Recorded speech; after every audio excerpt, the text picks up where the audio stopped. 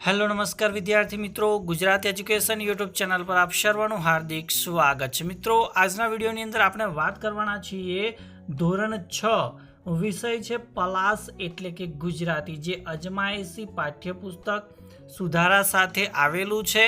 અને તેમાં આજે આપણે જે પ્રાર્થના ગીત છે પહેલા નંબરનું, જેનું નામ છે પર્વત તારા, તો તેની સંપૂર્ણ આપણે સમજૂતી આ વિડીયોની અંદર મેળવવાના છે। તો આ વિડીયોના અંત સુધી જોવાનું ભૂલતા નહીં।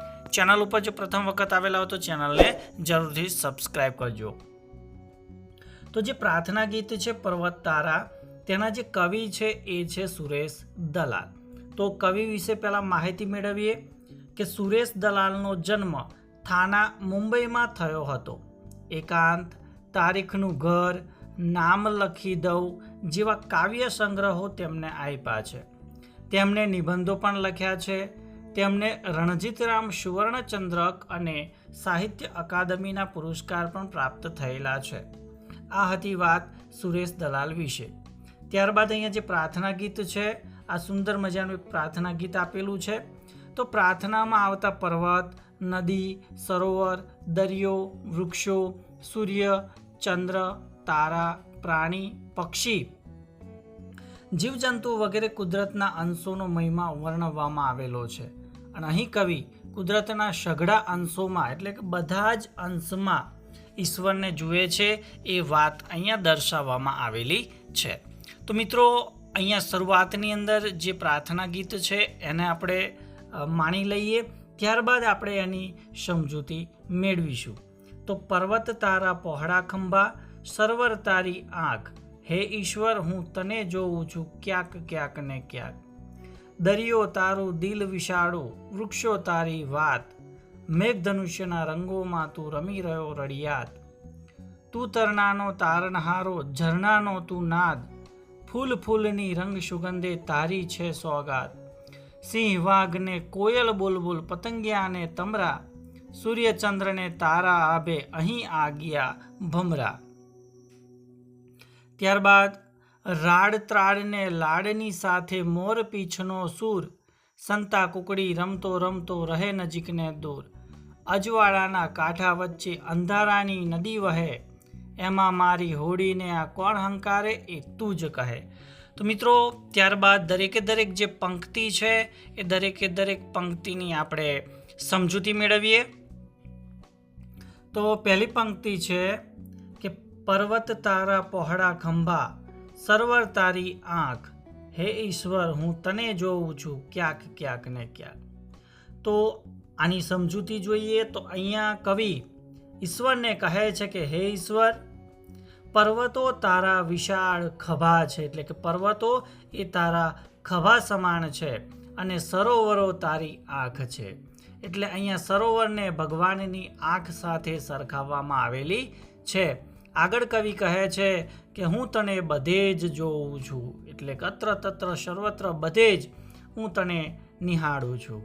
બીજી પંક્તિ છે કે દરિયો તારું દિલ વિશાળું, વૃક્ષો તારી વાત, મેઘ ધનુષ્યના રંગોમાં તું રમી રહ્યો રડિયાત। તો આ પંક્તિની અંદર કવિ કહેવા માંગે છે કે આ દરિયો તારું વિશાળ હૃદય છે, એટલે કે દરિયા જેવું વિશાળ ભગવાનનું હૃદય છે। વૃક્ષો પણ તારી જ વાત કરે છે, અહીંયા વૃક્ષો પણ ભગવાનની ઈશ્વરની જ વાતો કરે છે।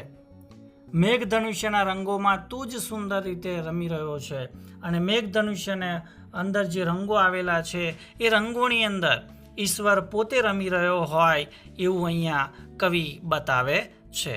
ત્યારબાદ આગળની પંક્તિ છે કે તું તરણાનો તારણહારો, ઝરણાનો તું નાદ, ફૂલ ફૂલની રંગ સુગંધે તારી છે સોગાત। તો આ પંક્તિની સમજૂતી જોઈએ તો કવિ કહે છે કે તું તરણા એટલે કે સામાન્ય માણસનો ઉદ્ધાર કરનારો છે, અને ઝરણાનું સંગીત પણ તું જ છે।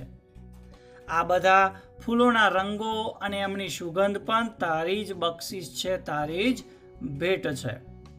ત્યારબાદની પંક્તિ છે કે સિંહ વાઘને કોયલ બુલબુલ, પતંગિયાને તમરા, સૂર્ય ચંદ્રને તારા આભે અહીં આ ગયા ભમરા। તો આ પંક્તિની અંદર કવિ કહેવા માંગે છે કે સિંહ, વાઘ, કોયલ, બુલબુલ, પતંગિયા અને તમરા આકાશમાં સૂર્ય, ચંદ્ર અને તારા, અને અહીં આજ્ઞા અને ભમરા એ બધા જ તારા સ્વરૂપો છે. એટલે કે દરેકની અંદર તું રહેલો છે એવું અહીંયા કવિ કહેવા માંગે છે.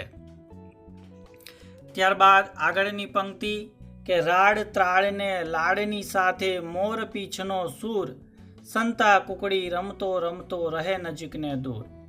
તો આમાં કવિ કહે છે કે રાડ, ત્રાડ અને લાડ તેમજ મોરના ટવકા રૂપે અમારી સાથે સંતા કુકડી રમતા રમતા તું ઘડીકમાં દૂર અને ઘડીકમાં નજીક હોય છે એવું અહીંયા કવિ કહે છે. આગળની પંક્તિ છે કે અજવાળાના કાંઠા વચ્ચે અંધારાની નદી વહે, એમાં મારી હોડીને આ કોણ હંકારે તું જ કહે. તો અહીંયા કવિ કહે છે કે અજવાળા એટલે કે સુખના બે કાંઠા વચ્ચે અંધારા એટલે કે દુઃખની નદી વહી રહી છે, એમાં મારી જીવનરૂપી હોડીને કોણ હંકારે છે? હે ઈશ્વર, એ તું જ કહે, અર્થાત તું જ હંકારે છે એવું અહીંયા કવિ કહે છે. ત્યારબાદ આગળ આપણે વાત કરીએ તો એ છે શબ્દાર્થ. આ પ્રાર્થના ગીતની અંદર આવેલા કેટલાક શબ્દાર્થો જોઈ લઈએ. તો અહીંયા ખંભા એટલે ખભા, સરોવર એટલે કે કુદરતી રીતે બનેલું સરોવર, જેને આપણે તળાવ પણ કહી શકાય. વિશાળું એટલે કે વિશાળ છે, ઘણું મોટું છે. રડિયાત એટલે અહીંયા આપણે સુંદર એવો શબ્દ લેવાનો છે. તરણું એટલે કે તણખલું. ત્યારબાદ નાદ એટલે કે સામાન્ય રીતે મધુર લાગતો મોટો અવાજ. સ્વાગાત એટલે અહીંયા ભેટ. આજ્ઞા એટલે કે રાત્રિના અંધકારમાં ટમટમતું જીવડું. ત્રાડ એટલે ગર્જના. હંકાર એટલે કે હાંકે અથવા ચલાવે. સૂર એટલે કે સ્વર અથવા તો અવાજ. ત્યારબાદ આગળ છે કે શબ્દ સમૂહ માટે એક શબ્દ આપો. તો રાત્રિના અંધકારમાં ટમટમતું જીવડું એને શું કહેવાય? તો કે ભાઈ આજ્ઞા કહેવાય છે. તો મિત્રો, નેક્સ્ટ વિડીયોની અંદર આ જે પર્વત તારા જે પ્રાર્થના ગીત છે એનો સરસ મજાનો રાગ પણ તમને આપવામાં આવશે. સાથે સાથે એના જે સ્વાધ્યાયના કેટલાક પ્રશ્નો છે એનું પણ સોલ્યુશન તમને નેક્સ્ટ વિડીયોની અંદર આપવામાં આવશે. તો આ વિડીયોની અંદર આપણે નિહાળ્યું કે પર્વત તારા, એમાં સુરેશ દલાલ વિશે માહિતી આપણે મેળવી.